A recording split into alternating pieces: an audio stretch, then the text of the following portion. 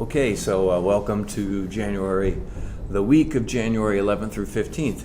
And last week was a pretty easy week. What I wanted you to get out of last week was how the Enlightenment, a new way of looking at society, a new way of kind of approaching everything, changed what people thought about government, changed what they thought about politics and society.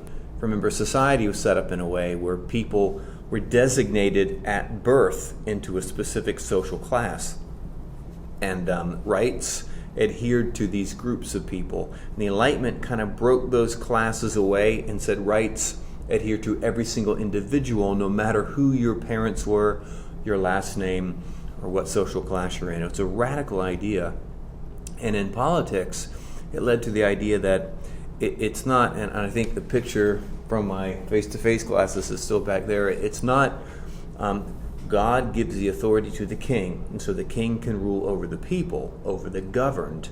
It was that the authority comes from the people to the governed. They give their consent, is what Thomas Jefferson called that. And that is, of course, what democracy, that's democracies. That's what democracies do. Every time they vote, they're giving their permission for someone to rule them. So the Enlightenment believed that the individual had the right to challenge assumptions that everybody else had, and use human reason to find, I get the way they would put it, to turn on the light of human darkness. So there are going to be huge consequences of that. The Enlightenment will come along, and in the 13 British colonies of North America, where we live in the southernmost one, they would take the Enlightenment ideas and say, well, the king doesn't have our consent.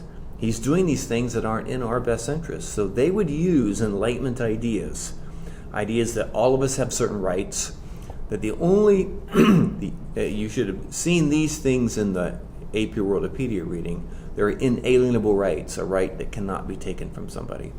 There's an idea that the only reason we have government is to protect people. Comes from Thomas Hobbes. And that relationship between government and people isn't a top-down type of power differential. It's more like a contract between both sides. And in the contract, any side that breaks it frees the other side. And what was new here is that the king, or the government, could break the contract and the people could break away. If you think about the words of the Declaration of Independence, we hold these truths to be self-evident, that all men are created equal. This comes right out of the Enlightenment. And that they're endowed by their Creator with certain unalienable rights, and among these rights are life, liberty, and the pursuit of happiness.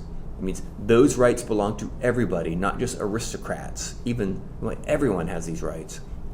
And in the Declaration of Independence, it continues, to secure these rights, governments are instituted among men. Which means the only reason we have a government is to protect our rights, is to protect my life and liberty and happiness, quite frankly, from you, and to protect you from me, because human beings are not angels. So government is like, the government doesn't play in the game. Government is the umpire, so to speak. They're the referee. They're not a participant. They just make sure the rules are being followed and that people are protected from each other. So to secure these rights, governments are instituted among men, and the Declaration continues when it says that these governments derive their just powers from the consent of the governed. It means the legitimate power of a government comes from the consent of the governed. That means the agreement of the people that it rules over. Think about that in comparison to the last time period. Governments trying to get legitimacy by claiming we're the true protector of the real form of Islam, or we're the protector of the true form of Christianity. All this is kind of changed around. And finally, the last words I'll use from the Declaration of Independence is that so Jefferson has set this up. We all have these rights. The only reason you have government is to protect each other, and the government gets its powers from the people, and that when a government breaks those rights, when a government does not do its job, it is the right of the people to alter or abolish it. So all these legacies of the Enlightenment came together in that document written by Thomas Jefferson, signed on July 4th, 1776. And this begins this crazy domino effect of revolutions. The American Revolution, and I have a podcast and a reading about that. And America, the colonies could not have won that without the help from the French. So the French will fight, help the colonists win, then the French will go home and find themselves under a king, and they'll rebel against that king.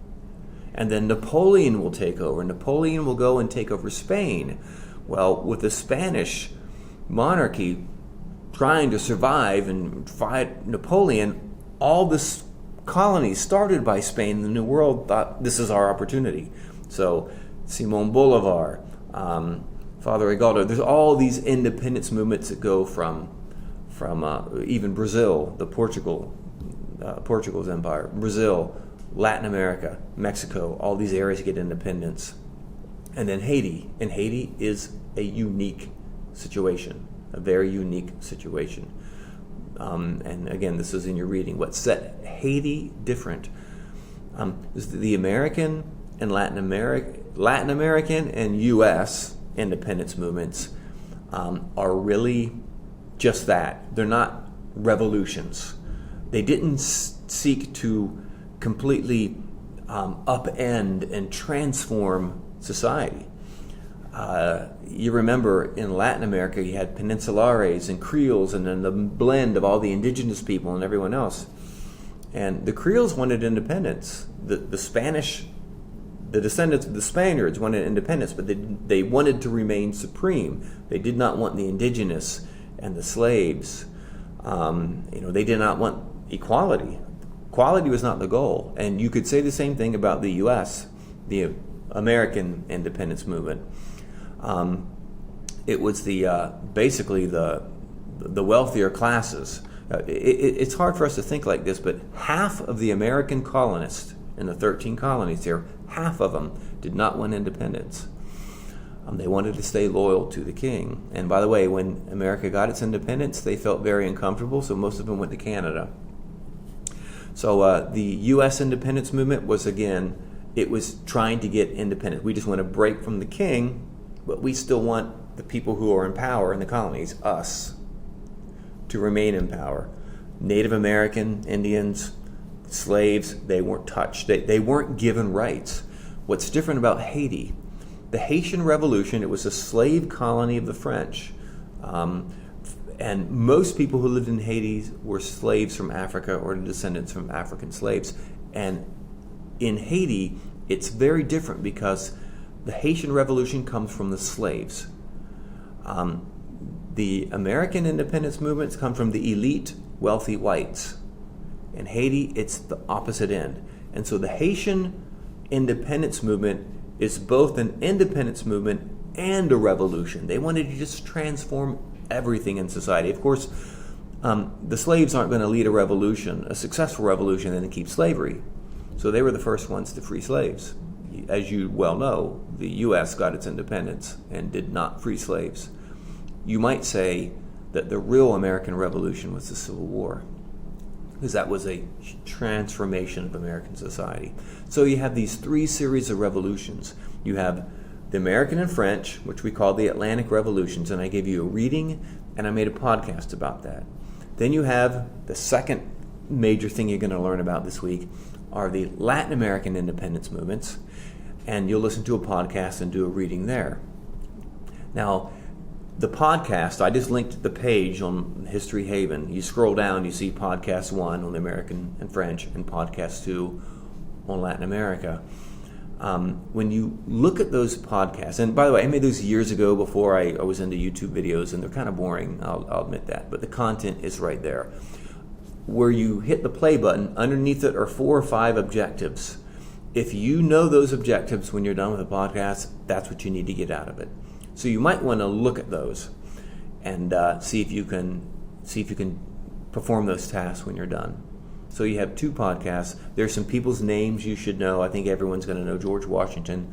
But with the Latin American independence, you have Simon Bolivar, who's extremely important. Mexico independence, you have a group of people, Father Rigaldo. The revolutions in Latin America and Mexico get kind of messy because the Creoles, the Spanish, who call America their home, want to break from their king, but they want to be very careful as to not let the indigenous people and the slaves share in that the new power they have as a new country. They want to keep them oppressed, so they have a delicate balance, and you'll see that in the videos. So I did put a graphic organizer there, and that's the homework. And by the way, when I post things, I did not make a learning path, because learning paths, anyway, I didn't make a learning path. But the things that you see there should be done in the order that you see them, even though each of them say, this is due between the 11th and the 15th. Please go down the planner in order when you do them, because it just makes sense that way. So at the end of the week, you will turn in a graphic organizer. And by the way, that homework assignment at the end, you just simply click on it, and it creates a Google document for you, and you type right in it and submit it. So it's already set up, and it's basically what were the goals, what were the accomplishments, social and political accomplishments of these revolutions, and who were some of the most important people. 2 people is enough. You could probably name the ones from the American Revolution, but 2 people from the revolutions is probably enough. And I do have a quiz. I'm giving my face-to-face students a quiz, and I think I put one in your planner, and the quiz is just multiple choice questions over the podcast and the things that you read. So we'll cover these political independence movements this week. Next week we're going to talk about the Industrial Revolution. A revolution means a complete, to revolve. It means a complete transformation. And economics, global economics, changes more than it ever has before in the Industrial Revolution, when people build factories and it changes the way people live. That's next week. All right. Anybody have any general questions about class this week or last week?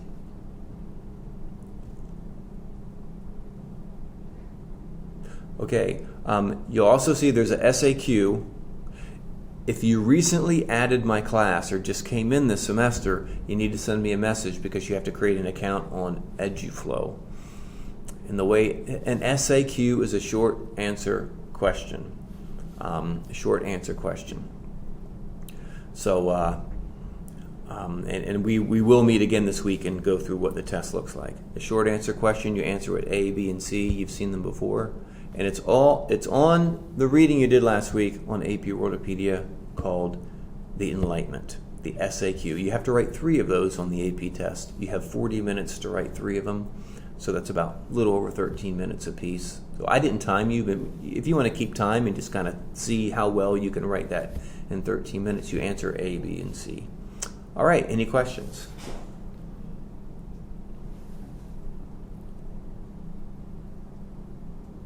Okay, I will do another one of these on Wednesday, and I know some of you just saw that you have this morning. I'm going to send an email reminder, because Wednesday I'm going to walk through what the AP test looks like, how it's structured, and what the questions are like. So if nobody has any more questions, I will cut, and I will post this on the YouTube channel as soon as I get it rendered. Any last questions or comments?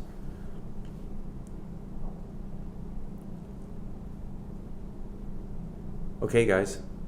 All right. Have a good day. Have a good week, and reach out to me if you need anything.